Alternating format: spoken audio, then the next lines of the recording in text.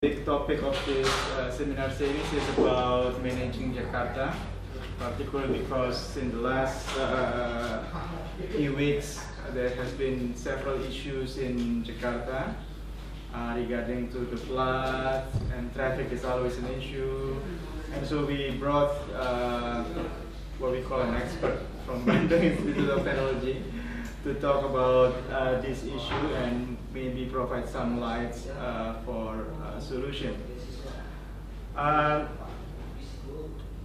Kita punya dua pembicara. Yang pertama Pak Ibnu Sabri, ya, dan yang kedua adalah Pak Wilmar.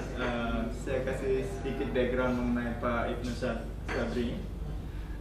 Graduated S1 dari ITB. Kemudian S2, S3, S2 saya nggak tahu, S3 saya tahu di Illinois, di Planning Department di Illinois, dan semenjak itu kembali ke ITB untuk menjadi dosen. Saya persilahkan Pak Ibnu untuk presentasi in about 30 minutes. Yeah. Okay. Thanks. Thank you very much, Pak Willy. It is an honor for me actually. Really put this forum. It's highly even our colleagues, senior colleagues, see this forum as a highly distinguished meeting, yeah, between although it is small community, but actually it's very focused and reliable and constantly almost every month. I think that's the thing that we really appreciate about this kind of meeting. Yeah, the topic maybe is not really talking about very much focusing on population density, but of course transportation and population is strongly related. If you look at more closely to transportation, commonly we know transportation and land use interaction model. This is very basic knowledge, very basic common understanding between transportation expert. Before you learn about transportation, you have to know the coin. It's like one coin. The first phase is transportation, and always the other phase is about activities of economic activities, and of course strongly related to the population densities. So at this meeting, I just want to share my current activities, especially looking at how the neighborhood, how the aggregate pattern of land use affecting transportation demand. Actually, we are looking at how to increase the ridership of transportation. Here, I'm talking when I'm saying transportation, specifically, we are looking at very focused on public transit. Actually, that is the most important problem in almost in every cities in Indonesia. So I begin with this. Maybe you already know it is the Jakarta metropolitan area or Jakarta metropolitan region, Jabodetabek. And then in the first part, I just would like to raise issues maybe you already familiar with, and also maybe you have some more knowledge than me about what happens in Jakarta. So it is a formal concept that normally my student or every student in ITB knows this basic concept of how a land use transportation interaction framework has been applied very much to understanding the situation, the condition, even the policy implication in transportation related issues. Yeah? So the framework actually we are always looking at from three different perspectives. First of all, we're looking at it from the activity-based system. So we are looking at land use activities that including of course the population activities and densities, and then the other system is we are talking about the infrastructure network of the transportation system. Together, they create or they generate a movement, either it is passenger, packs, or freight movement in the corridor of in our case, is Jakarta metropolitan area. So of course, there are other aspects about transportation. I think the most important aspect is institutional system. The institutional system is a big problem, including people, money, and as well as a regulation, legal aspect of that. And as well as, of course, we are not in isolated area. We are surrounding with Bandung's on the east side, and then Banten the west side, as well as Sukabumi, Bogor, etc. from below. So the local institutional system, the flow coming from all over places in surrounding Jabodetabek, of course, affecting those three aspects. So actually, Pak Budi asking me, even he puts the title actually. So the title is, he asking, talking about transportation, and also, of course, currently, although I have a map of that, a map of village cities, kelurahan level maps, including the data from BPS, then simply we can simply create a map for that, and then of course we can show you the distribution of activities. Okay, and you, yeah. So let's begin with the common transportation issues in Indonesian large cities. So of course we are, you look at literatures, you look at current information from journal or everything related to the transportation issue problem in most developing countries. Of course, including Jakarta and large cities in Indonesia. So travel time generally high and increasing. This is a big problem in Indonesia. Of course, destination accessible within the limited time are decreasing.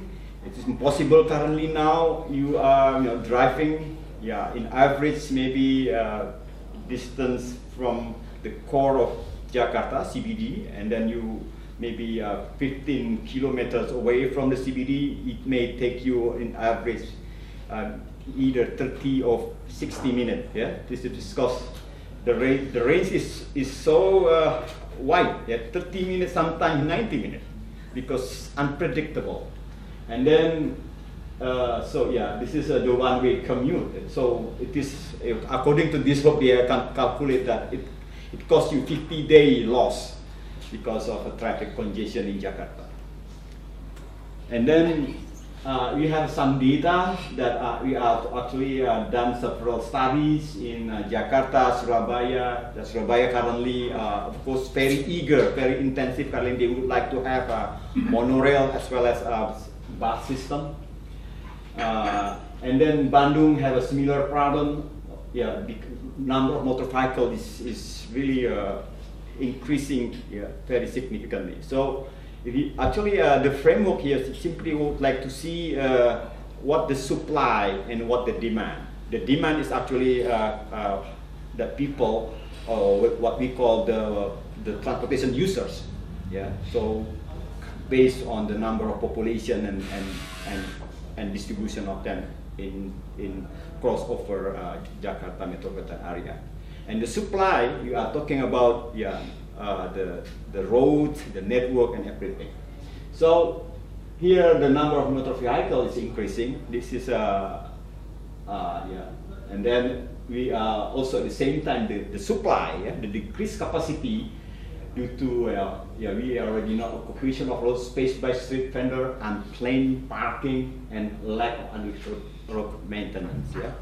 So if you look at in large cities in Indonesia, if you are talking about unplanned road system, we don't have such comparable like Singapore or other system like Taiwan maybe, yeah, currently now, every specific density of population, they should have a place for parking their own car, I mean, their cars, yeah. So if you can buy a car if you have your own parking permit first. So you cannot buy a car without, you have to show that you have a parking permit and everywhere. So in Jakarta, there is no, I don't see a plan for that yet. So you cannot buy, you can simply buy a car and put everywhere. So it is a big problem, of course, in congested in everywhere, yeah, sometimes during peak hours. And also, you know that the money that comes from license fee or other type of tax, it doesn't come back to maintaining the transportation system, but it goes to everywhere. So there's no earmark for the transportation. So what I'm suggesting currently for Jokowi is every car that, I mean, every license, you should have extra additional fee to buy land for example, ride-sharing space, or for example, like park and ride. So there is a burden to everybody who want to buy a new car. They have to pay extra dollar to buy land for them. So I think it's I'm not sure about that, but I think Bandung and other, I mean, like the density is really high. I need to propose such kind of idea. And then, yeah, specific transportation issues in Jakarta metropolitan region. Yeah, Jakarta Spatial Plan and Development are encouraging more car dependent. You're looking at more detailed tata ruang, yeah, RDTR, rencana detail tata ruang, yeah, a detailed spatial plan for cities, yeah. You look at, there is, it's very difficult to find detailed design for pedestrian walk, for example. The existence of pedestrian walk will reduce the number of motorized users. Yeah, what I'm saying is, semakin banyak pejalan kaki sebenarnya dalam jarak pendek, ya, 800 meter 1 kilo, itu akan mengurangi jumlah penggunaan motorized. What we have in Jakarta is only 8% of 5 kilometer jalan, 5.000 kilometer jalan. I'm sorry, 5.000 kilometer panjang jalan di Jakarta, only 10% have parallel pedestrian. Jadi it is impossible for us to walk. You are encouraged to use your motorcycle. No way you can walk because there is no pedestrian walk. Right? There's other thing that's about it. So the plan, you look at rencana detail tata ruang, even more an RTBL area, yeah, there is nothing you can see how the pedestrian walk is helping, encouraging more non-motorized. So bicycle is only voluntarily, it's not planned, yeah, and other type of non-motorized activities, sometimes doesn't exist. And at the same time, also job housing mismatch is becoming worse, yeah, because sprawling people, because problem in the cities, and they would like to have more land, more seismic activities. I mean, beautiful, the beauty of the places. Sometimes they get quiet places, so they jumps over from Jakarta, move to maybe other places, yeah, Bogor, Tangerang, something like that, but still working in the core of Jakarta. So the commuting is become longer trips, yeah. And then the high cost and acquisition land, of course, a big problem. So it's very difficult because actually I think Pak Wilmar, also maybe Pak Delik already discussed about the highest value of land in Jakarta.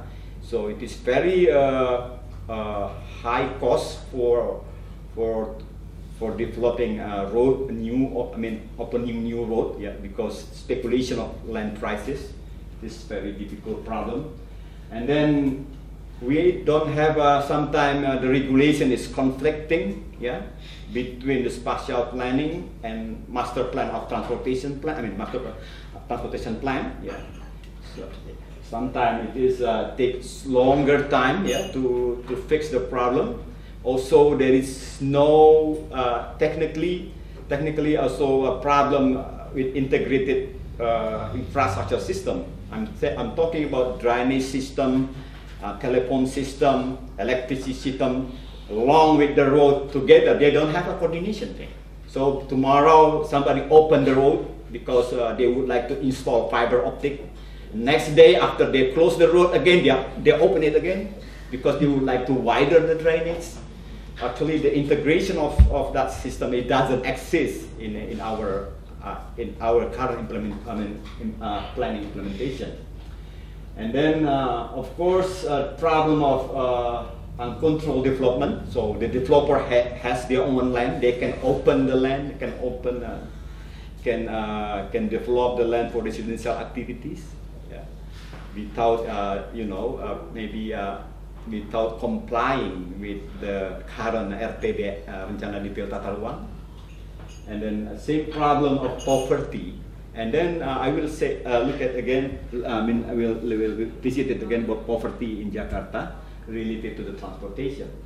And that, of course, specifically if you look at the transit system, so the condition of transport system are generally poor and adequate. So what I'm saying is here later on we can look at 70% of transit users is come from low-income people. So to do, the fare is also low, so you cannot support the transportation system because the revenue is not enough to support that. At the same time, although there is subsidies, but it is very irregular. Sometimes there have 1 month, sometimes delay 6 months. Yeah, so we know that transit is although it is debatable, but some cities agree that although transit it is normally doesn't create a profit, but it helps the economic growth of the area. Yeah, and then I will look at the last one: commutative velocity unregulated. Yeah. And then informal service that dirty, unsafe, uncomfortable. Of course, it's very difficult for attracting people to use a bus system. Yeah. So the idea is what transportation currently now is looking at more sustainable concept, applying sustainable concept on transportation, meaning that from environmental perspective, we would like to have a clean and low pollution and healthy transportation system. Of course, in looking at from economic perspective, it's supposed to be affordable for everybody. And then the most important point is our transportation system should provide more alternative mobility. The most important mobility is non-motorized transportation system. It doesn't exist in our cities. So it is the most important aspect of the mobility is the most important thing. So I'm saying is, for example, currently MRT and other type of transportation transit system, it actually in many countries actually it just give you another alternative. Doesn't mean that you will move to that MRT or monorail system. So far, if you look at our data later on, that's very difficult to attract people that already enjoy motorcycle, already enjoy private car, and asking them to move to the MRT. From our studies later, I'm in here. I'm not going to show you some result, but give you some idea how we're going to measure that. So the mobility declining. So I said before, around 60 to 100 commuting trip is based on our studies in 2010. Sorry, in several area corridor in Jakarta. Also, we know that transit network dominantly radial, not permitting cross-town to avoid congestions. And then we know that transit users are not able to follow the trip destination, especially for poor people. So the poor people have to find a way, they have to change several times. If they would like to use the public transit, they have to change several trips before to get their own house. So actually, this development affect the poor disappropriately, often effectively excluding them from work and social services. And then 60% of us are low-income people. This the data that very different from Bogota, Chile, Sao Paulo. Also, we are actually the development of Transjakarta actually. We are simply mimicking the way that Bogota and Chile, when they introduced the first time a transit system, busway transit system, and they are combining with the land use development. So they are, I think, is somehow really good. I mean, really have some successful objective in implementing busway. So you look at only 30% of are served by public transit. Meaning what? So other thing, 70% area, what we call blank spot. So many blank spot in the area, actually people have their own way to solve the problem. Currently it's very, very easy, just buying a motorcycle. That's not nearly transport, 70%. So it's teasing you. 70%, yeah, of course, if you are looking at MRT system, it's only serving maximum 30% of people. The rest very much rely on their own way to go to work or to go to non-work activities. And then here the number of population. You look at the population in 2010. This is based on census 2010. So you look at the size of Jabodetabek is almost 30 million. Yeah, very low. And then the average growth rate is some area, 3.6. Yeah, and then you look at South Tangerang cities is now in very high growth rate. And then following by Bekasi Regency.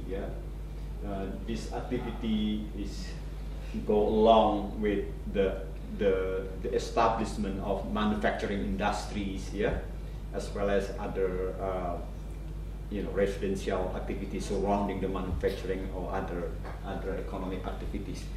And then you look at this one, Jakarta, the national annual population actually is 1.5%. And then you look at Jakarta in 2000, from 2000 to 2010, almost like 2 times higher than national figure. So the Jabodetabek itself actually account almost 11% from Indonesia. So increasing Jabodetabek, affecting the population Indonesian, in 10%. So that's looking at from the demand side, So the demand side actually, after increasing number of people, they are following by the number of cars, Look at motorcycle is very significantly increased. Like you're looking at from 1996, like 5 times increases compared to 2012. So you look at bus, it's really low, It's really it's not comparable to the development of the number of cars, cars and then motorcycle. You can get from that. We see that what we are talking about, the blank spot again. Only 70% the area is not served by bus. This is the data to that. And then look at limited supply of the Jakarta. So what we have here, we have a toll road, primary artery road, primary collector road. So look at the length, look at the area, and then the road status. So you look at the primary on a collector road actually built by national. Sometimes you are looking at, the bad road, and then you have to know who going to, when you go to complain, because some road is managing by national institution, and maybe if you look at in Indonesia, there is no sign to tell whether it is road belong to national institution or belong to provincial institution. So it is a good idea to have a sign. Like in United States, you can easily looking at the number of road in every link, so you can tell whether it is goes to the kabupaten or goes to province, or it goes to the national. So in this picture, you're looking at actually the length of pedestrians only only 500. I'm sorry, it's not 0.05. I'm sorry. Actually, 500,000. I'm sorry. Actually, the number is just missed. Meters. Actually, 500 something thousand meters. So it is 540 kilometers. It's not 0.5. It is based on the data you're looking at. It is the pedestrian is only 540,000 meters, and then the length of total length is 6,000 kilometers, almost 7,000 kilometers. So you compare to 500 meters, actually it is 540, 10%, only 10% or below 10% of 7,000. So if you look at again pedestrian, I'm studying because we believe that pedestrian, the availability of pedestrian will reduce for the number of non-motorized for short distance. But at least you have to have pedestrian at least 800 meters, non-stop 800 meters. If you damaging by constructing of pedestrian, you have to have also law enforcement. So make sure that sometimes the car is parking on the pedestrian everywhere. You're looking at the way that people put the car everywhere they want. So it's not effective if you don't put law enforcement on that. And then also length of a public bus is 2,000 kilometers. Actually, it is around 25%, 30%. Yeah. And then ratio road to land area, actually 7%. In megapolitan area, you look at Tokyo, you look at Singapore, you look at Los Angeles, normally between 15 to 17%. So of course, a lack of road transportation.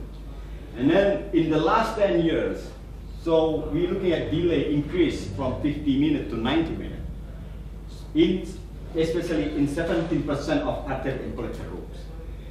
So now you look at almost any arterial road, it was congested, during the day. And then technically, actually the volume and capacity ratio always greater than 1. So meaning that it's very congested, and then delay will create a delay more. Delays more time. And then you look at the number of commuters in 2000, approximately every day, 4 million people goes to the core of Jakarta. So it is, and then we look at 40% of them use public transit bus and similar, 40%. And 50% use private car. So 90% of them use a motorized route, and then the rest, 9%, use train. As a result, of course, the road is really crowded. So, and then the answer is, so we try to answer that problem by introduce Pak Wilmar, welcome. Aren't you? So I will. About 10 more minutes. 10 more minutes, yeah. Okay. So it is the way that we are looking at Transjakarta. We try to find the solution for that. We have a small station, in terminal design, connection of few transfer point. Currently now, but the plan is maybe better. independent operation of each corridor. So the corridor doesn't really connect it. So at the time, 2011, but currently maybe now it's, you know, there's some point that you can use one ticket and go everywhere, yeah. But before, if you want to go to other way, and then you have somehow to manage yourself and to get to it, using the different color, yeah. The problem with this is operating without, you know, having a functioning feeder system. The feeder system is the most important aspect of the bus trunk, yeah. So in any places, Bogota, for example, they solve the feeder system first. Feeder system including, in our cases, pedestrian walk integrated with other bus system. What the problem of integration? The integration we are not not only talking about, you know, schedule of the system, but also the most important aspect is about ticketing. How you integrate your ticket so everybody you know can easily, you know, use one ticket to go everywhere.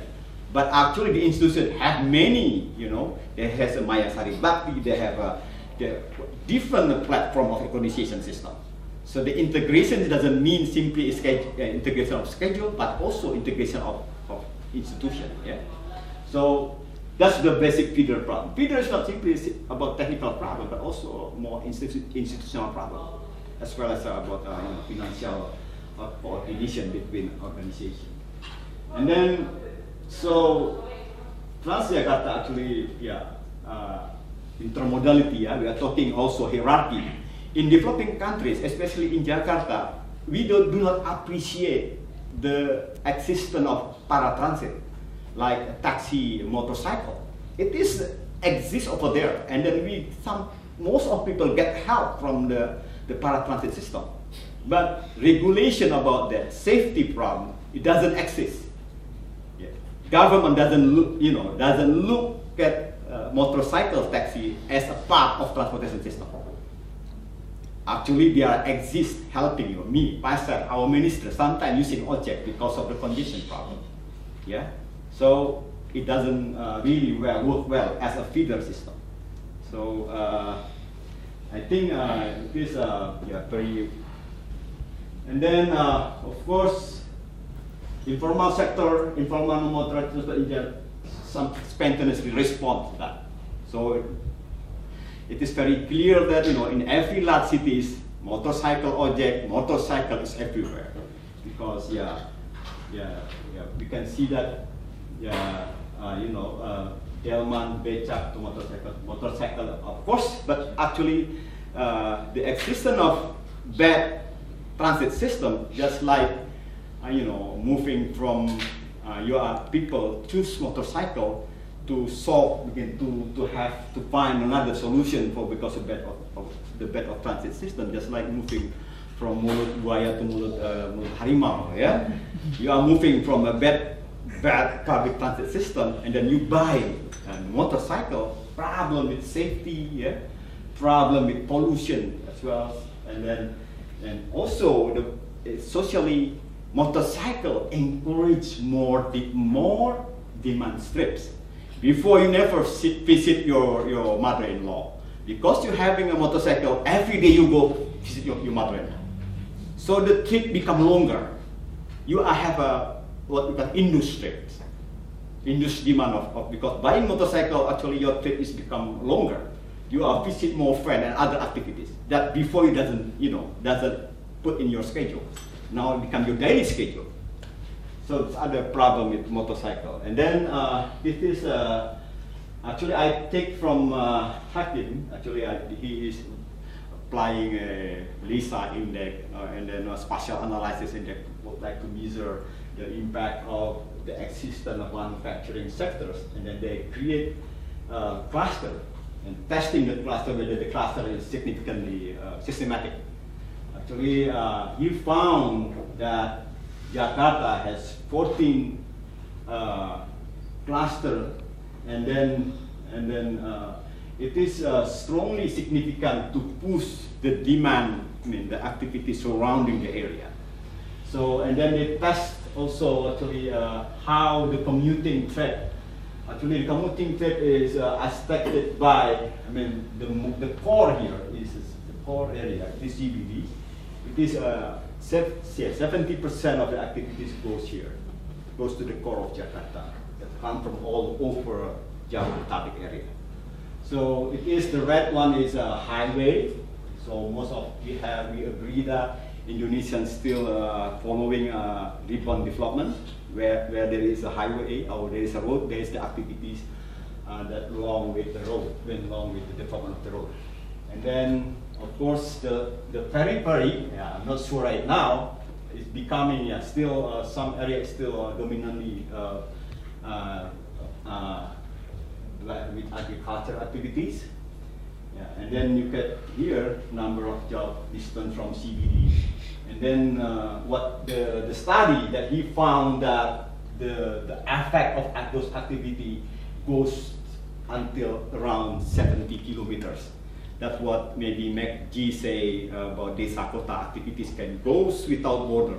So it's almost the same phenomena that happened in Jakarta.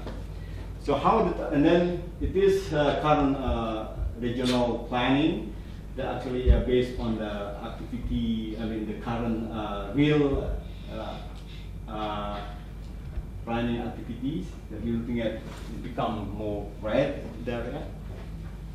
And then this physical development of GMA, looking at almost from 1980 to 30, I think it's now becoming more dense. So it's like amoebas. That's what Maggie says, yeah, like amoeba type. This is Desa Kota development. And then, yeah, I'm skipping this one. So this is road distribution of Jakarta and busway route. And then my study, actually, we are trying to how to increase ridership by using a transit system. The most important aspect is knowing what type of neighborhood that will increase the ridership using the transit system. So based on this road distribution system, we are looking at specific location and then we classify them. And then we test them whether you know how they would like to move from their traditional transport system, move to transit type system. So here I'm gonna skip this one. Budi already looking at me. Time is already there. So this is Jakarta monorail system, and then this Jakarta MRT development. So we are trying to look at several points along with the Jakarta MRT, and then classify them into several type of land use. So our concept is a transit-oriented development type by putting together all, non-work activities and social activities and other activities. Jadi kegiatan yang ada ya sosial segala macam itu ada di lingkungan dengan berjalan kaki. And then we assuming that with those kind of activities, it will increase the value of land. So we would like to see whether the land price change because the existence of better neighborhood and the existence of transit system goes to the neighborhood. And then we look at, of course, from that, so the increasing transit ridership, also maintaining land use equity, enhancing living quality. If you look at Tokyo, actually Tokyo is the train goes to the high-rise building, and then at that building everything is nearby. You can put your great grandparent to the poster house, and then you put your kid on the second floor, and then you can visit your friend on the 10th floor. You buy the grocery in the same building. You go to walk simply using a transit system, right, and go back. It's very efficient, almost we call zero transportation to serve your daily life. The need of your daily life. So strategy, of course, something like this. And then the most important aspect is knowing Indonesia doesn't have such a thing, because we are still living on the land and then far away from the transport system, although we have a railway system, but the railway system is disconnected with your neighborhood normally. That's the big problem. So then we have time to classify our landscape. First of all, we have a 5 type of zone. And then first of all, we are looking at natural zone. So how this kind of natural zone will create ridership? What's the size? Of course, we're going to collect the data from here and then asking people how they use transportation to go to work. Yeah. And then other type, the rural zone is very much, you can see, this is Kota Depok, Tangerang, Bekasi. Yeah, we do have some other places too. And then we look at what kind of thing here, what kind of transportation mode we are using for everything from such a zone. And then, of course, we are measuring also the land value of this area, how the transportation availability to the area affecting their house price. And then, same thing is suburban zone. So you're looking at, this is kind of suburban zone in Indonesia. How much? It is very much occupied by this type of urban zone. This is type 3. And then type 4, so we are looking at general urban zone, much, higher density of that.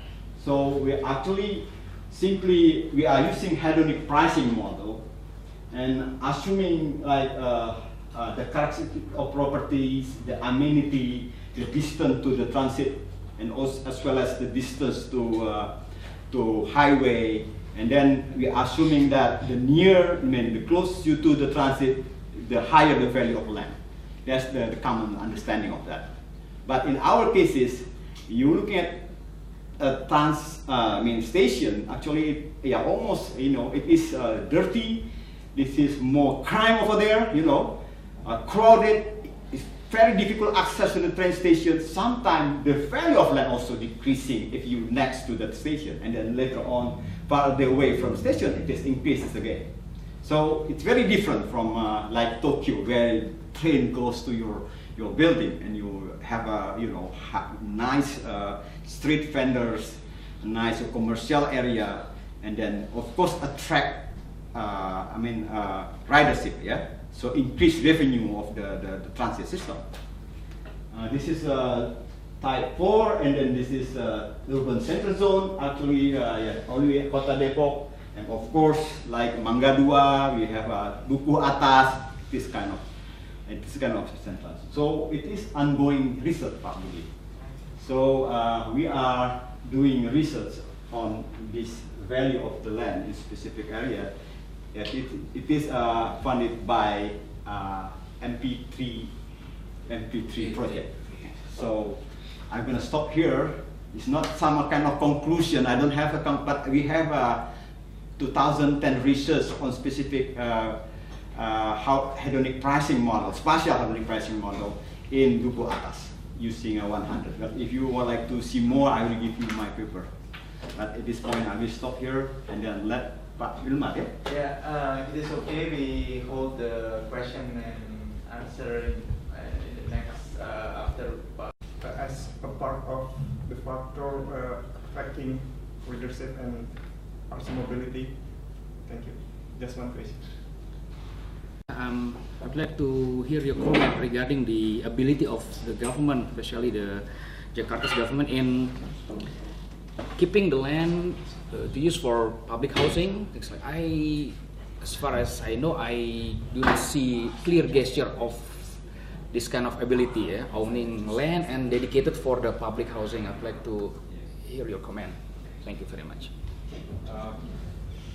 No. Jadi pembacaan kita dalam ulasannya mengenai ternyata banyak orang yang Indonesia secara budaya itu masih berjalan meskipun ada trotoar, artinya ketika ingin mengembangkan suatu model transportasi publik yang mereka harus berjalan sebagainya, ada sosial budaya katanya itu dirubah.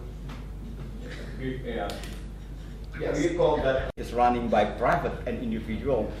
They are seeking for profit and revenue. Yeah.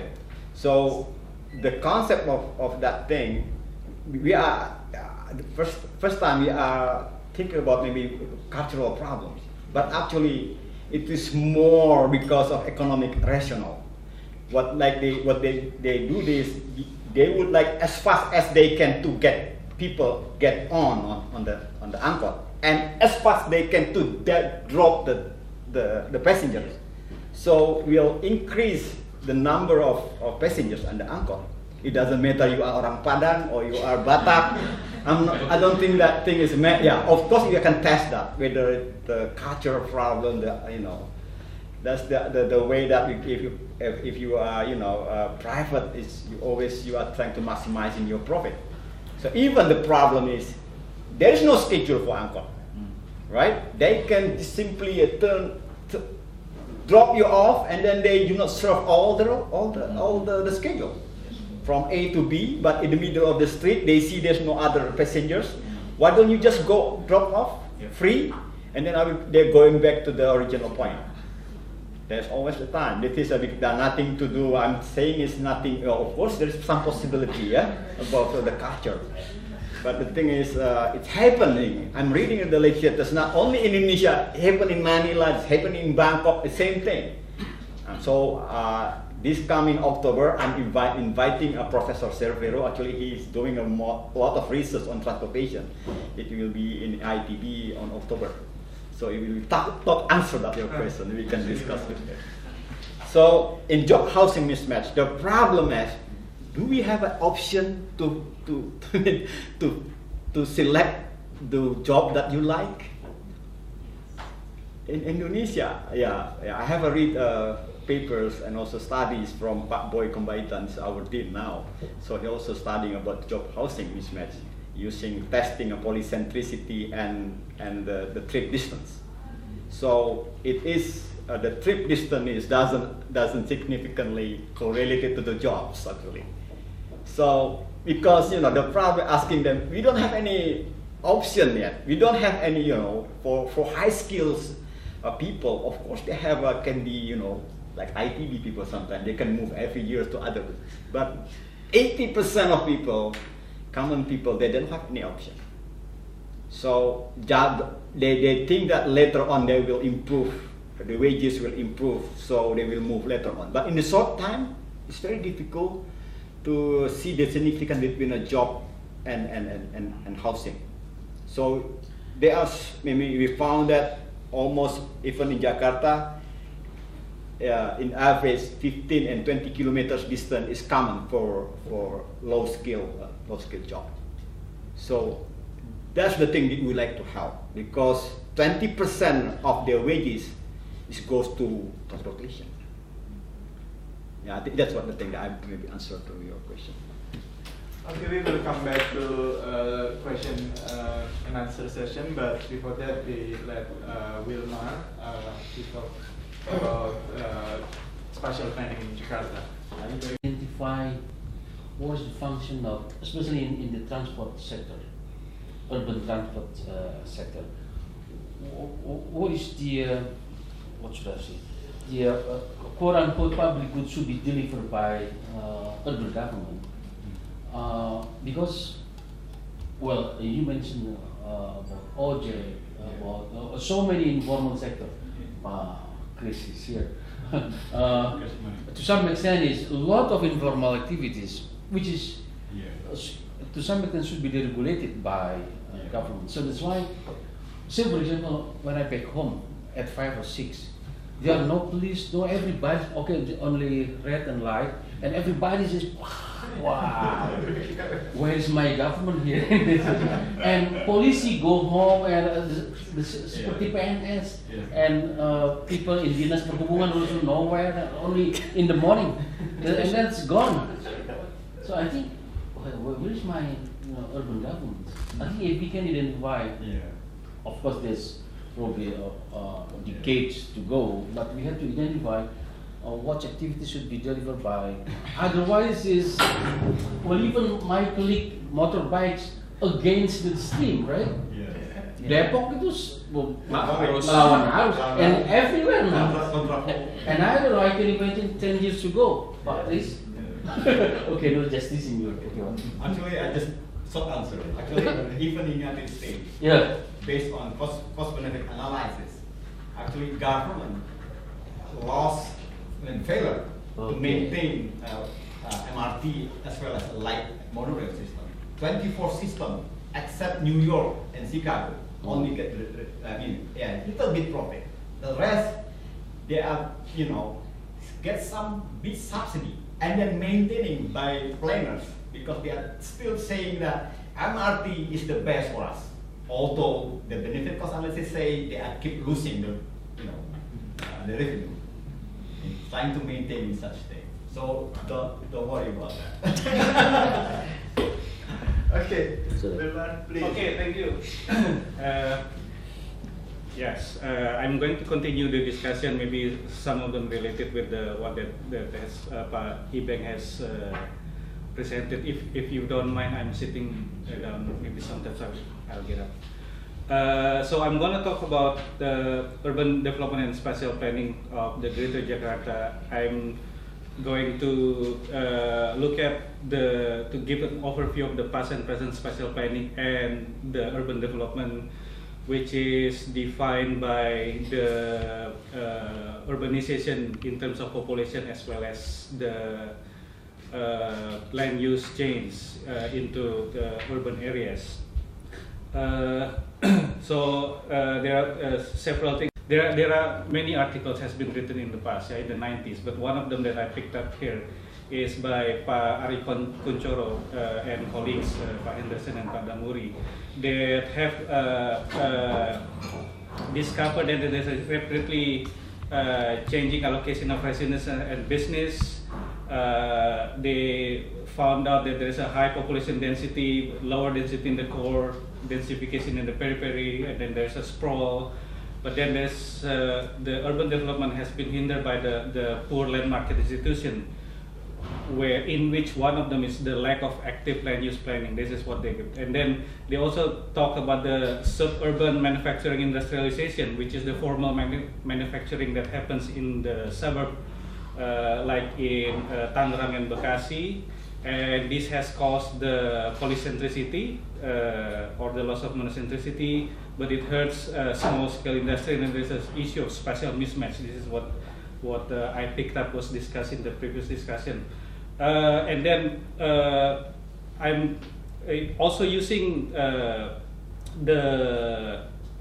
book that is written by Pak Chris Silver on metropolitan Jakarta metropolitan planning. I don't remember exactly the title, but this is just to emphasize that since the past, even since the Dutch era, whatever has been planned for Jakarta, it failed.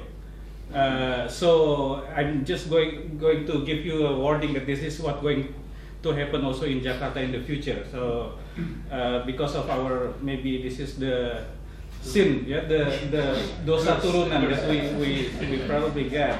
Because what happened is that there is no support from anybody, from the major stakeholders. And the chapter that I co-author with Pak Tommy Firman also look at from 3 different areas, from the economics perspective, environmental, all of the efforts that we have think of for Jakarta rarely implemented, rarely done, and rarely successful. So this is the message that I got for this. And I'm going to look at, I'm going to give examples of what happened since the past. Yeah. So the idea of metropolitan planning for Jakarta has been started in 1965. This is with Pak Ali Sadikin. There was a discussion of how to propose the planning region for Jakarta, which is different with the administrative region, which is larger than what the current DKI Jakarta boundary that we have. On transportation, in 1966, when this plan was formulated, it's already calculated and proposed that by 1985 we will have a traffic deadlock in Jakarta. And the recommendation was to start constructing a rail-based rapid transit system underground. So in several parts in Jakarta Pusat in 1975, so that by 1980s that you will have established the system. But we don't see that. So I don't know what happened. Maybe some people over here, because I was not born there, I don't know exactly what happened. Yeah. So this is another thing is that in this master plan for Jakarta, there is a proposal to develop the industrial areas. This is the industrial zones. Yeah, it happens Cakung in Cilincing, but not only the industrial zone, but it was proposed that to increase the density of these areas. This is in order to make the housing for the workers who are supposed to work here. Okay, but we will see. I will show the density level in that area is not so this is not as high. This is in the plan. Some area in Jakarta has like I think the red here and the same here is like above 500 population per hectare. So this is what is the proposal in 1965 plan for 1985, that we will have the industrial zones and we will have the density level that is close to so this is probably like around Cilincing and Koja now.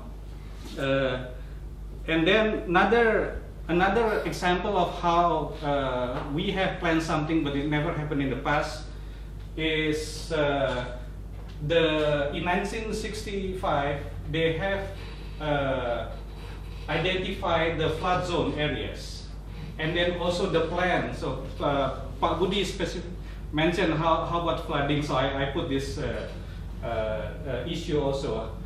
We have planned several waduk and also canals. Okay, but what happened is one of the proposal is to connect Ciliwung with Kali Bekasi, okay, with a canal. It's not like what we have right now, which is like the Banjir Canal Timur, which is like around over here, go all the way there. But it's actually further up in the higher elevation. It's not as low as what we have now. So, and then there is another also canal, which is from the north, south to the north, which we don't see. What happened in the next plan is when 1985 the previous plan was replaced by a new plan. There was a proposal to develop what is called the east-west axis, yeah, and for Jakarta. So that's why we see. Currently, we have the Sentra Primer Barat and Timur as a result of this. But on transportation, we just dropped the idea of rail-based system. It was replaced with what is called the dedicated double-decker bus lane. So if you remember in the 80s in Jakarta, along Jalan Sudirman, there is like bus tingkat, yeah, which I really enjoy getting up on the second flight. So this is what we have, but the idea of the rail-based system was dropped. It's mystery for me. Maybe some people here can help what happened there. But then another thing on flood management, there are three main proposals in this plan: to develop a dam in Depok, which is to anticipate the 100-year flood, and then the Cengkaring drain, and also the East Flood Canal. Okay, so what we see now is only the Cengkaring drain and Banjir Canal Timur, yeah, East Flood Canal. What happened in Depok? Those who are coming from University of Indonesia can tell me where is the bendungan in Depok that is supposed to be built. And then what happened is there's an issue of the new liberalization in the late 80s, 90s, early 90s, where basically the management of industrial estate was privatized along the corridor to Bekasi and Tangerang, and then also there are two proposals to develop the coastal areas, one in Teluk Naga and in Pantura, which was not in this plan. Yeah, and then when this plan was reviewed and the new plan was formulated, and then they accommodate the recommendation of the Pantura in this current plan. Okay, and then in this plan, the idea of mass public transit system was back incorporated, but there is no specific modes, whether it's rail-based or road, bus or railway. Okay, now let's stop there and then see what happened with urban development in Jakarta. We see there is a population dispersion. The population is growing and actually expanding to all directions from 1990 to 2010. This is the latest population census that we have. Now it's around 28 million people, and then we see how the density is also actually increased. Okay, if we look at the core area, this is interesting, because what we see is that the population in, for example, in Jakarta Pusat increased, even though in terms of proportion it's decreased, and some of, okay, like Jakarta Pusat has extremely become more dense in Jakarta Barat, yeah, and then also Jakarta Timur and Jakarta Selatan. You see, when we have the proposal to develop to the east-west axis, we are supposed to stop development to the south, because we know that the south of Jakarta is supposed to be for conservation. But then that is not what happened. There is an increase of the population in this area.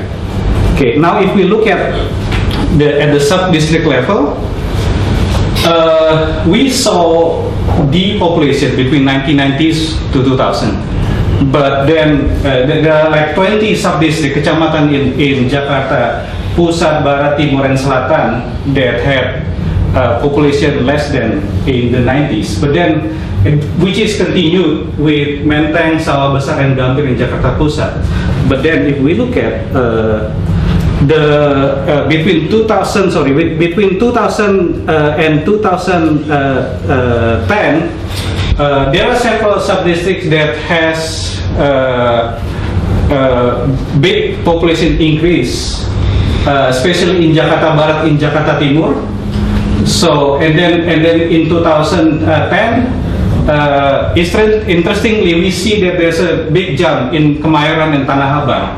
So that's why, even though the proportion decreased, but actually the number of the people who settle in Jakarta Pusat also increased. And we can see also, this is if I compare the density level between 1990, 2000 and 2010, we can see that there are several sub-districts like Matraman that had depopulation to 2000, but then there's a gentrification. The number of population has increased again back to above 300 population per hectare level. As the same as global pertamburan here. So we don't see global pertamburan over here. That means that it has decreased to below 200 population per hectare, but then has increased again. Okay, now what we see, what happened in the periphery area, Bogor, Tangerang, Bekasi, there is a major increase in terms of population density from, this is in 2000, it's only Bogor Tengah is at the center of Kota Bogor, Galuh know where it is, Ciledug, Batu Ceper in Tangerang, Bekasi Timur, Selatan, Bekasi Utara. This used to be only at the center of this, what was planned as the satellite city for Jakarta. But then this is what we see now. a lot more kecamatan, not only in Kota Tangerang, Bekasi, Depok, or Bogor, but now it's in Kabupaten Tangerang, Kabupaten Bekasi, and Kabupaten Bogor. From 23 sub-district kecamatan that has population more than 100, 20 of them are actually outside Jakarta, but, and there are 3 kecamatan, Kembangan, Jagakarsa, and Cilandak. This is both in Jakarta Selatan that has become densified and previous period. Okay, there are several maps here. You cannot really tell the difference, but there are 2, which is Johar Baru and Tambora, which is like actually above 400 population per hectare. In 2000, you see the difference between year 2000 and 2010. Okay, this is what is interesting. We thought that the development of industrial estates along Jalan Tol toward Bekasi has attracted more population than to the other side. Okay, we see how the PDRB or the GRDP of Bekasi is the highest in the country. If we don't calculate the oil and gas. Because of the industrial manufacture, the revenue from the product of the manufacturer. But in fact, actually, in terms of population, it has attracted several. We see how a lot of housing estates, along with the industrial estate that is developed in between 1995 to 2005 probably, that occur along around the surrounding the border of DKI Jakarta, and and we see that there is no. If we see here, there is still less. So only less than 50 people per hectare in this area, but then it is growing, and it has become more. There are more blue sub-districts here in Jakarta than before. I try to put this into a gradient. We see how in year 2000 there's like a more slope. And this one is, we can see how there are more sub-district that has increased the population, and then it has become landai, the graphic is flattened than before. Okay, now this is what we should when we talk about population, and then we have the employment data too. With different sector, this is the total. This is manufacturing. This is what is interesting. There's more manufacturing employees going toward the Tangerang instead of to Bekasi, and then in total, Tambora and Johar Baru is also very high density of the employment. Also with the one over here is Pancoran and Mampang Prapatan. Yeah. So when we had the discussion about the transit-oriented development and MRT, I thought that probably we should have a station.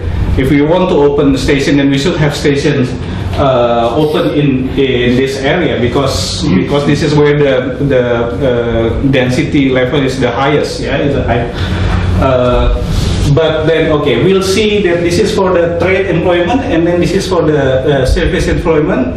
It is still dominated by the core area in Jakarta. Okay, but There's another map that I don't show here. Actually, we see here, in total employment, there's a quite dense sub-district which is in Cikarang, Bekasi. But when we break it down into formal industry, then we don't see it here. Okay? Because most of the workers in Cikarang area is in informal sectors. And this is the employees of subcontracted companies that serve the major industry, formal manufacturer that is located in Cikarang area. So, and then we move to look at the urban development. This is in the past. I think Pak Ibeng has something like this too, but this map is from Pak Ernan, ya, Pak Ernan Rustiadi, with I don't know what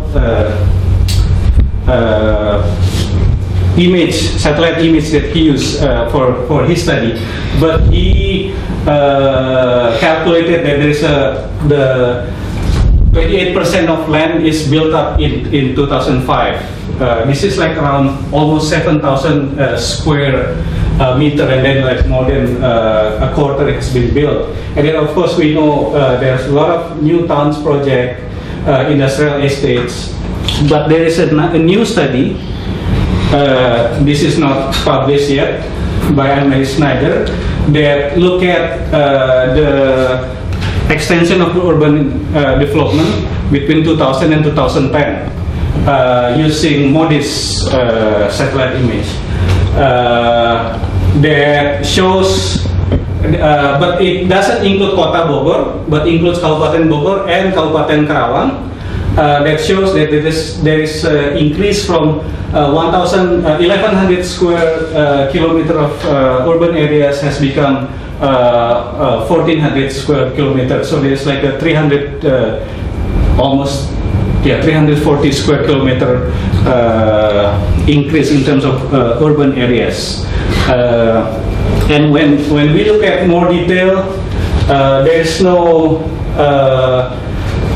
urban development in Jakarta Pusat, of course, but we see how, like in Jakarta Utara, Jakarta Timur, and Jakarta Barat, there is a change of around 1,000 hectare. Yeah? This is 10 square kilometer, so this is 1,000 hectare in 10 years. But look at what happened in Kabupaten Tangerang, from 105 square kilometer to 200. So this is like a 10,000 hectare increase between 2000 and 2010.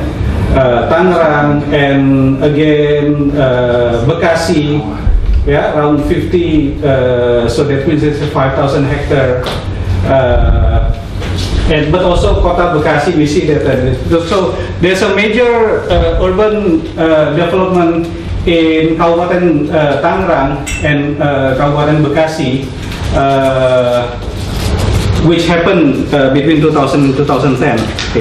Okay, now let's see what is the government thinking about this. Okay, recently in 2008, there's a presidential decree, yeah, Perpres, on the spatial planning for Jabodetabek Punjur. So it says that there is a national activity centers, where it is Bekasi, Tambun, Setu, Cilengsi, Cimanggis, Depok, Cinere, Serpong, Tangerang, and Bogor. What we need to see, what has been done in those cities. What does it mean by national activity centers? Yeah. What we see is now, what is happening is Bekasi. Has anybody heard where Setu is? Setu is close to STN, Setu Babakan, right? Yeah, no. Setu is in Bekasi. Nobody heard about Setu. Okay, Setu used to be famous for its durian. If you go to Setu, there's a monument of durian there. Yeah, but this is what is planned as the national activity centers. But we don't really know where Setu.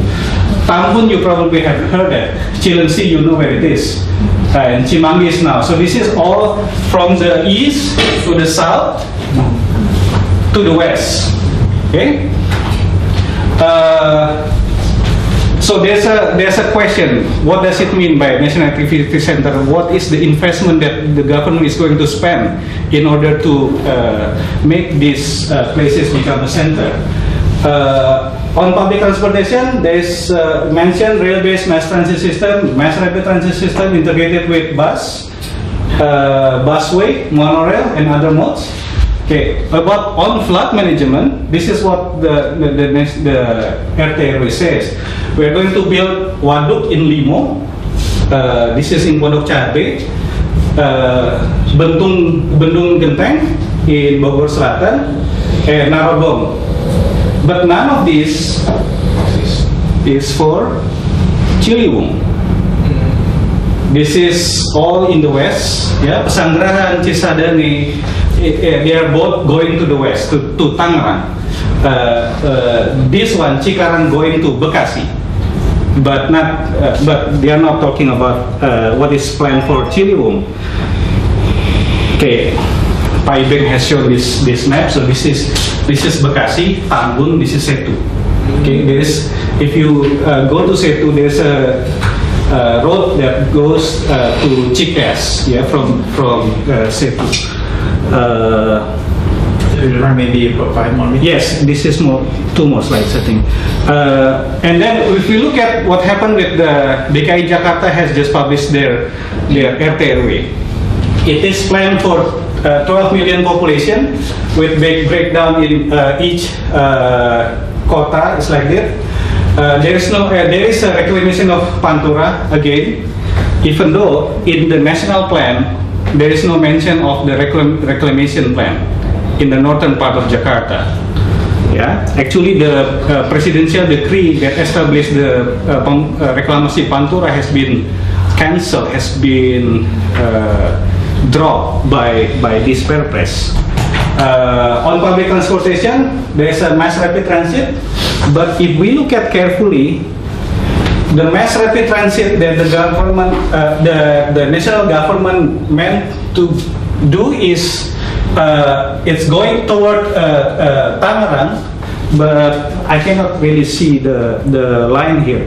But it's different with the one that Jakarta. So Jakarta government has from the south to the north and then to the east-west line. But then the east-west line is actually, it's different line, different trace with the one that is in RTRW Jabodetabek Punjur. There's elevated BRT.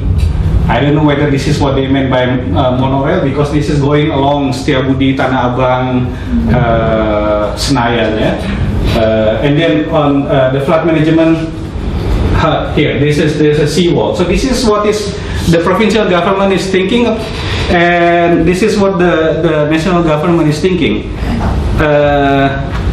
So what happened is in the RTRW Jabodetabek Punjur, this is set as P2, P5. Basically, this is conservation of the areas over here, because there is mangrove in the Penjaringan that needs to be protected. So there's a preservation zone in that area.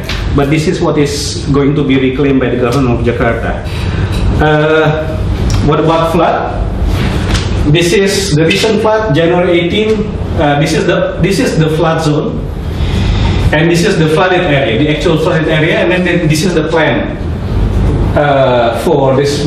There's going to be 3 layers of seawalls, and then this is existing polders, and then this is the proposed polders. But nothing that address the issue of the flooded zone in the southern part of Jakarta. So, to sum up, in terms of urban population, we see there is continuing depopulation in several sub-districts, but there is a gentrification, the increase of the population, especially Matraman, Palmerah, Grogol, Petamburan, Kebayoran Lama, and then also the population increase in Bogor, Tangerang, Bekasi, and Depok, but also some sub-district in Tangerang. the employment density follows the population, but manufacturing employment concentration is to the west instead of to the east. And then the rapid urban development has extended toward Kerawang. So I'm going to stop with what I conclude from what I have read, what I have written also, and then from this presentation that when Chris Silver mentioned that the planning practice is not supported by stakeholders, this is what happened. When we plan something, we are not able to implement. There's a problem of financial problem probably, there's a technical problem, there's probably political problems, where there's a change of leadership, which is, we can see that there's discontinuation in the plan. When we plan on something to have a mass rapid transit system in 1965, then it was not continued in 1985. Usually when, if we look at plans in other countries, if you plan on something, then you will keep that plan. Even though you are not able to do it in 20 years, you probably will do it in 50 years. But you still keep that plan. But we just drop the plan. And then there's a problem of coordination between the central and provincial government. I haven't shown you the spatial planning of West Java government, which is completely different with the idea of RT/RW Jabodetabek Punjur. Because they want to have built Bekasi and Depok as metropolitan, as another megapolitan area. So there will be, like they call it, twin megapolitan areas, yeah, Jakarta and also Bekasi and Depok. But there is also a question: is there a disconnect between what we plan and then what is happening on the ground? It doesn't keep up with the organic development, which is the natural development, urban development going to different direction. We have to admit that the private sector has driven our development, not the public sector.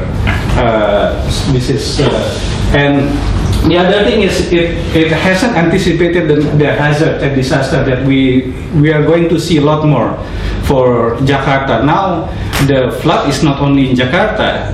Recently Bekasi is flooded because of Kali Bekasi was inundated. And also we see what happened in Tangerang with the tower to Merak. Yeah. So I leave this as a discussion. Thank you, Pak. Thank you. Let's move to the next question. I would like to invite event to the question can be go to both Wilmar and Ibeng. By the way, Nasab nickname is Ibeng. So please, if you have any question to any of them. So we also know that actually the main income of DKI is coming from car registration fee. So it's supposed to be actually a matter of willingness to direct that money for transport management. Is that the case, or there's any other issue? So that's why there is no incentive for Pemda DKI to reduce the number of cars in Jakarta. Probably, I don't know. Just. Okay. Is there any other would like to ask? Please. Makasih, Mas Budi. I read the article by Joe Santoso from UNTAR. To some extent, Silver Chris mentioning about what we are planning is not implemented. Well, that's nothing new actually, in the sense that how difficult as a planner in facing the reality, and unfortunately also for mega cities like Jakarta, the international actor is playing a dominant role to some extent.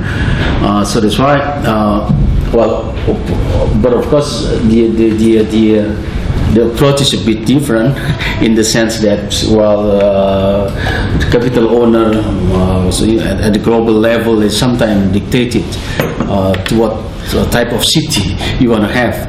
That's one point. Second one is on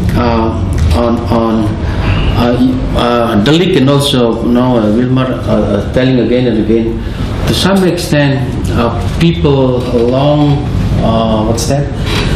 toll area, corridor toll area, the number of population is increasing. Of course, that's related to some extent to the suburb industrializations, which is shifting from the center to the Bogor and others. That's one point. But I think we have to check. What I mean is, I think the Jakarta is growing and growing always. Although the base of production is shifting, but on surfaces, because of on surfaces growing, financial, trading, distribution, construction, and so on and so on. Because of the price of land in the center is very expensive, people tend to disperse outer regions. So that's why when a colleague in Pemda DKI discussing about backlog in housing, for example, 70,000 housing backlog in DKI, in the sense that, so if we multiply by 4 or 5 each household, around 3 or 4 million people doesn't have a house, but they're talking on Jakarta. I'm mentioning, I don't think the housing in Jakarta is not always solved by Pemda DKI, but they have to, synergy with Bekasi, Tangerang, and Bogor. And so, what I like to say is Jakarta's problem is not. Cannot be solved with Jakarta or even with national government in Jakarta. The mega city everywhere should be a kind of regional approach. That's also happening in flooding issues, for example. But the problem is, you guys knowing pretty well, the coordination, BKSP and so on is, is very difficult. I don't know whether you have a kind of model. Of course, people tend to look at Solo, Jogja, and as model. It's very, very nice, hand in hand. But Jakarta and other, because of probably others, Kabupaten Kota is jealous of Jakarta to some extent, sometimes kind of confrontative. That's stop on that. No, to Pak Ibeng. I'm very glad to see to some extent about PTKI now. They are kind of restructuring paradigm of railway.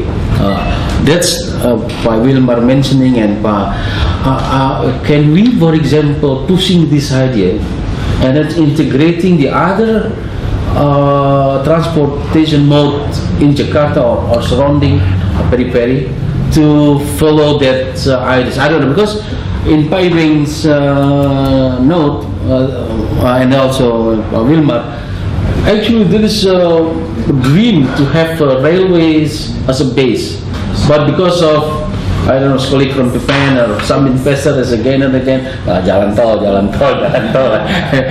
Now it's probably it's time, Pak, especially for transportation specialists to blow up this idea. Makasih, Pak. There's one more that takes another one, and then 3% bid round berikutnya. Can I speak in Bahasa? Ya, tentu saja boleh. Dan Chris also understand. Saya Kiki dari Lembaga Penelitian Semeru. Saya ingin bertanya dua hal. Yang pertama untuk transportasi, apakah pernah ada penelitian yang melihat berapa persen sebetulnya proporsi pengeluaran kelompok miskin untuk transportasi, dan bagaimana rencana transportasi yang bisanya ada mungkin sekarang ini akan berdampak pada kehidupan mereka. Terus yang kedua adalah apakah spatial planning yang ada sekarang ini sudah mempertimbangkan di mana kelompok miskin tinggal. Jadi apakah perencanaan wilayah itu akan berdampak baik atau buruk terhadap kelompok miskin itu, apakah sudah masuk dalam pertimbangan dalam penyusunan dokumen RPL itu? Itu aja. Ya, silakan mungkin Wilmar dulu. Terima kasih Pak Komara. Oh, Pak Komara. Nice to meet you, Pak. Thank you. So maybe the first and the second question I can give an example of what happened in the early 90s when I was a student. One of my professor, Pak Ibeng, is part of the team probably. Pak Widiarto has proposed an idea to develop the rail freight from Bandung all the way to Tanjung Priok. So we will have a dry port in Gede Bage. We have all of the export products in Gede Bage cleared by custom there, and then take the freight rail container all the way to Tanjung Priok. Yeah, so we don't need Cipularang for that. We don't need Cikampek. Yeah, but then we don't hear. There is no follow up on that proposal, and that's the answer to your other question with regard to the foreign direct investment. So we have to talk bluntly about what happened with Japanese automotive industries. This is what they have planned, how to put in more money into toll roads so that they can get income from the automotive products that is made here, even though it's made in Bekasi, made in Karawang, but substantial amount of the money for the vehicles goes to Japan. And that's why they are forcing to have a toll Pulau Jawa, Pulau Jawa instead of. But then yes, we have to go back to our own business. What happened because of in the 90s, the PT Inka at that time was like mati suri, Pak, ya. Only recently that has been back thanks to some part of it to Pak Dahlan Iskan. So Direkturnya ya, Johan ya. Yeah. So we have to build our own industry. This is our heavy manufacturing industry has gone dead, like with Nurtanio, with PT Inka, because we are dropping the idea, and then we are not able to build our national car after 40 years. Since 1970s we talk about the national car. The other thing is about the metropolitan management at the metropolitan areas. What I show in my presentation is only plan that has been stipulated as a law. There's a perpres or perda or anything, but we actually have some plannings for Jakarta metropolitan areas which is never been nggak pernah dilegalkan, Pak. Jadi we have Jabotabek planning in 1970s, and because of that BKSP was established in order actually to make sure that the plan is implemented. But then BKSP never had the authority to implement the plan, even though we have the plan. And then a lot of studies too has been done for the metropolitan area. But the other thing is that the structure, what kind of metropolitan structure that we want to have. If we take example Sao Paulo or Seoul, they have different structure in which some of them has a very top down national government that control the area, or voluntary base, where this is what happened in Sao Paulo. There's a metropolitan, there's a city of Sao Paulo government, and then there's surrounding cities, and then they form regional government, where as a council of government. So this happened in Sao Paulo, this happened in New York area. It covers 3 states. So there are 2 different types of metropolitan structure. What we have right now is none of both of these. So maybe there's another discussion for that. Trying to answer 1 million question, Pak Budi. Yeah, I think it's your marketing thing is not only problem in, I mean, almost in any sectors that contribute to the tax. Yeah. Of course, the biggest one is the PBB, yeah, and also as well as the transportation. Yeah, the research on this area has been, I think, is since 1990. I think Bambang Susantono with Servero trying to delineate, the area that create value, and then they're trying to introduce the betterment tax. And then the betterment tax is just, I think we are not ready yet at the time, right? Because the regulation do not support for delineate the area which affecting, because what the calculation of the area is not really accepted by many. Yeah, it's a difficult process. And then, yeah, I just from my experience, it's still debatable about the betterment tax. Although some effort, like Surabaya, I think somehow the Wali Kota, he said, successfully earmarked the license to improve the quality of transportation. But he says the most important point is he trying to ask the money, but by showing real activities. But so far, we simply asking money. The Department Keuangan, Ministry of Finance, they do not want to do that, and then they keep what the Ibu says. The Bu Sri said, Sri, yeah, namanya Sri, Sri, yeah. And he said you have to ask the government along with your plan. Detailed plan. I mean, really. Ground. Down to earth plan. It's not simply they really create, for example, my money really goes to this, and then you keep asking that, and somehow they increase the revenue. I mean, from the proportion that they have to get, and then they earmark to specifically for transportation. Yeah, that's the story from the Ibu. But legally, still, I think it's the implementation of that is maybe open for reasons. Yeah. And then, of course, Pak Komara, you are talking about asking me how the PT KI infrastructure. They are restructuring everything, but very much on commerce aspect, commercial aspect, including managing, financing, and then more on. The management is more transparent now, and then I think they're trying to improve the internal aspect of that, of the transportation system and kereta api, including tariff, and also more efficient schedule and everything. But the most problem is external problem. Actually, the land use of the cities doesn't connect anymore with the demand. It's already taken away by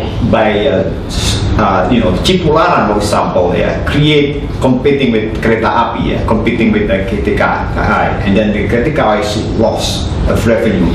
At that time, back in 2006, they closing the famous Parahyangan, because loss of the problem here is, some people say, I'm not really sure, the person, the government already give some subsidy support to backlog of operational costs, but some people says it goes to corruption thing and their own pocket.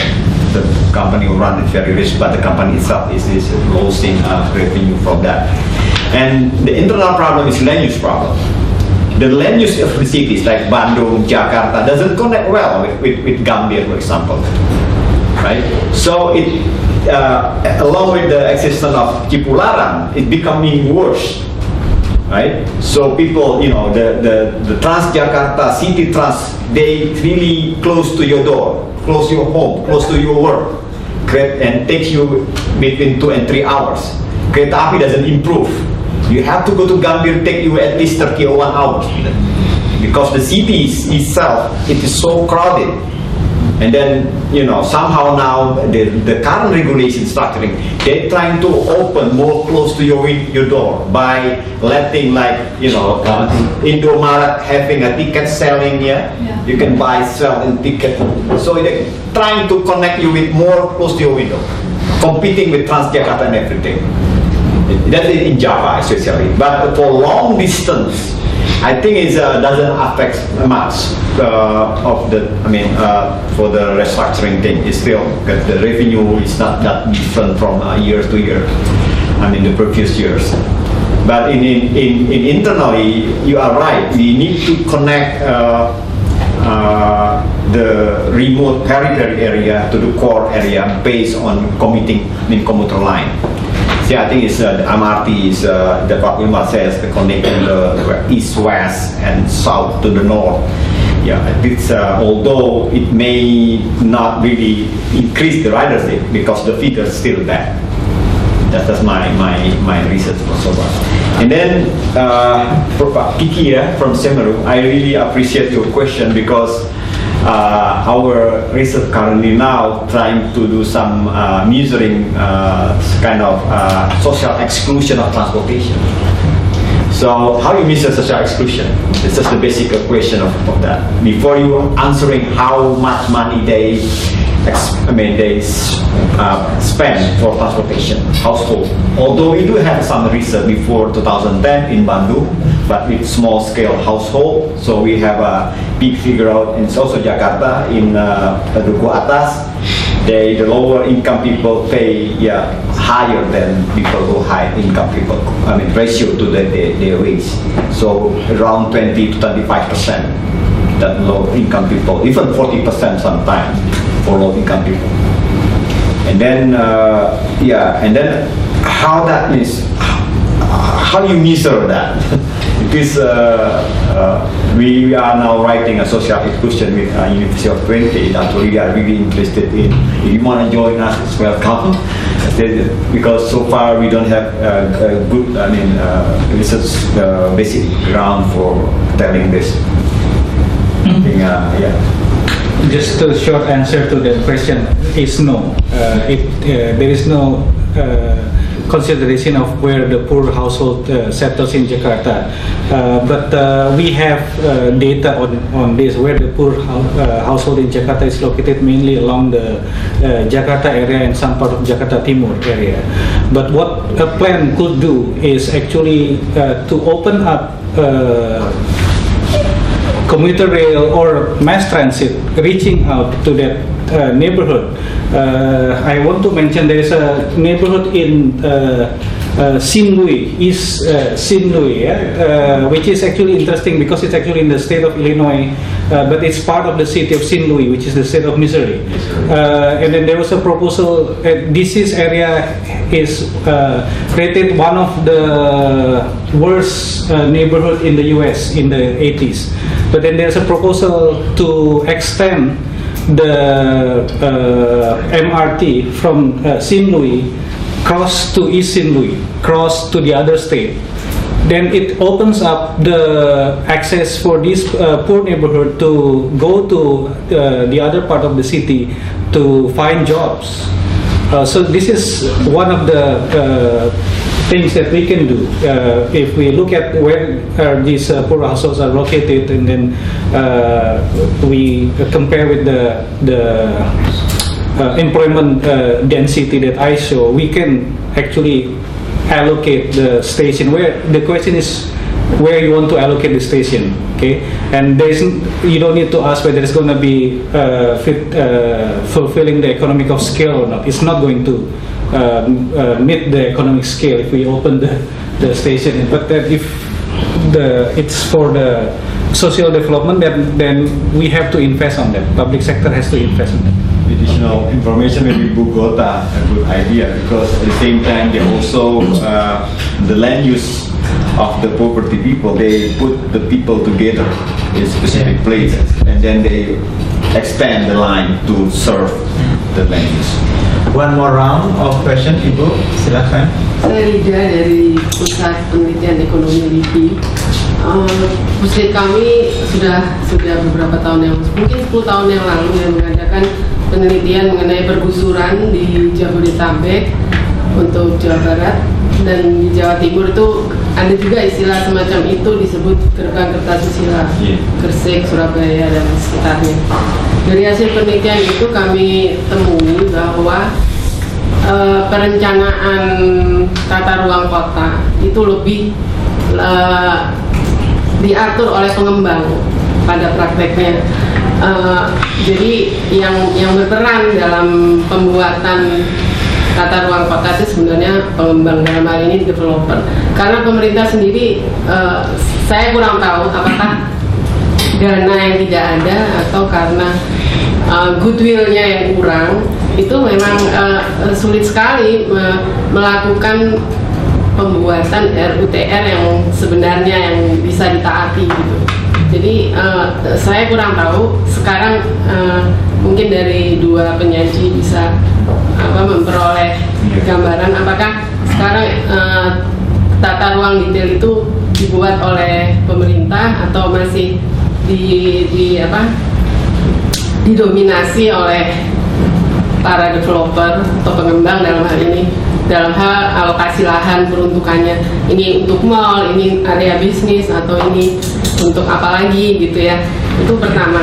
Yang kedua, apakah dalam penelitian penyaji berdua juga menemukan seberapa besar sih alokasi untuk pejalan kaki, trotoar?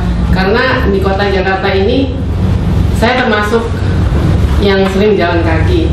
Itu sangat sulit gitu untuk berjalan di trotoar yang aman gitu ya. Selalu trotoar memang ada, tapi itu tidak bisa digunakan oleh pejalan kaki. Karena kalau nggak untuk parkiran sepeda motor atau untuk penjual sektor informal. Apakah dari dua penelitian penyaji bisa menjelaskan mengenai dua hal tersebut? Terima kasih. Terima kasih. Satu Chris. Ya, saya itu sedikit nyambung ke yang tadi ya, terutama planner tadi kan ya, memang ini semakin mengkhawatirkan. Maksud saya apalagi kalau kita bicara mengenai livable city, sustainability, RTH dan macam-macam. Maksud saya begini, terutama dengan pilkada yang sangat short-sighted dan entertain voter yang dari pendukung yang berduit, itu menjadi semuanya short-sighted semua. Padahal kan untuk manajemen city yang livable, yang ini harus, nggak tahu saya, itu nambahin aja. Chris, okay. Just wanted to ask, to what extent does the population data cover Penduduk Mondo? Especially in Tangerang. Mondo. Are they well covered in the population data, the 2010 census? I mean, it's a very common system of housing for migrant workers and quasi-commuters, but are they well covered? I mean, is the population data accurate?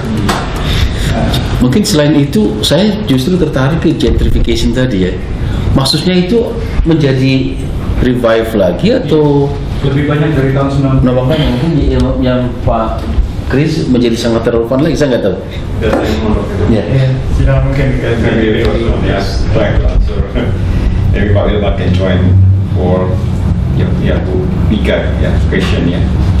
So you are asking about uncontrolled. Yeah, of course. Yeah, it's been written in many literatures that actually the land in the cities, especially in large cities in Indonesia, is occupied by private, almost 60 to 80% maybe. Yeah. So it's very difficult for for the government actually to maintain the reality. I mean, trying to implement the plan because the plan is based on the private intention, objective. Pak Wilmar maybe can add that thing, and related to the land.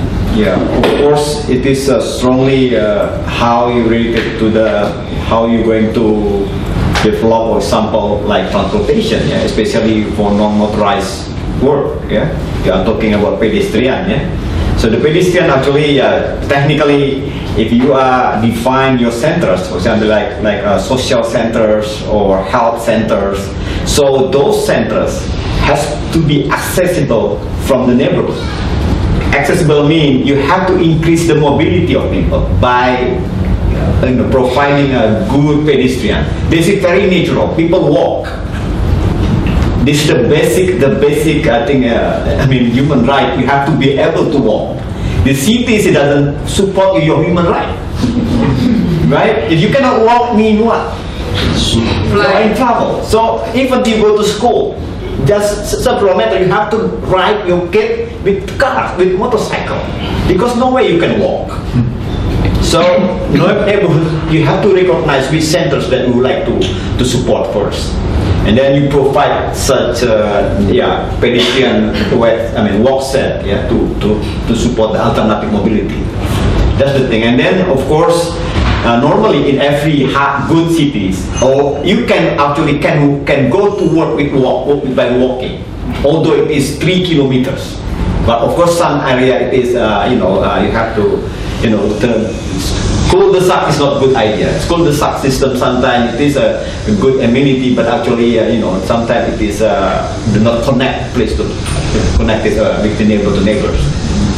Just the design something is also you have to take a longer trip, etc. But I think it's just the how is, are you asking how long? I mean, of course is at least you can support your basic need for that is the Wilmar. Jawabannya sayangnya iya Bu, dan ini sudah berlangsung sangat lama, bahwa perencanaan itu memang dikendalikan oleh private developers. Kalau kita lihat di peta land use yang untuk DKI yang tahun 1965 itu sebenarnya ada green belts yang menahan perkembangan ke arah Serpong. Jadi Serpong, Depok, Bekasi, Tangerang, Serpong, Depok, Bekasi itu sebelumnya kota satelit yang terpisah, dan harusnya ada green belts, dan itu dilanggar. Kita bisa lihat banyak pembangunan yang terjadi, dan bagaimana proposal dari private developers untuk mengembangkan reklamasi di Teluk Naga, Pantai Indah Kapuk, Jakarta Utara, yang akhirnya dilegalkan dengan cara memasukkannya ke dalam RT/RW. Ketika RT/RW yang lama ditinggalkan, RT/RW baru dimuat, dimasukkanlah tuan itu. Kalau dilegalkan. Jadi kalau masalah dana, kita sebenarnya nggak ada masalah dana. Ketika kita di akhir tahun 70-an oil boom, itu Pertamina lagi kaya-kayanya, Indonesia sedang kaya-kayanya, dan kita spend pada hal-hal yang lain. Kita nggak mau kenapa sih nggak bikin MRT dari dulu di Jakarta gitu ya, ketika tahun 70-an 80-an kita lagi kaya-kayanya, lagi jaya-jayanya gitu. Jadi persoalan political will. Nah, to answer Pak Chris, I'm using the population census, which is more accurate to tell who live in that place during the census is taken. It's not based on registration. So if you look at the data on Jakarta in 2010, this is based on registration.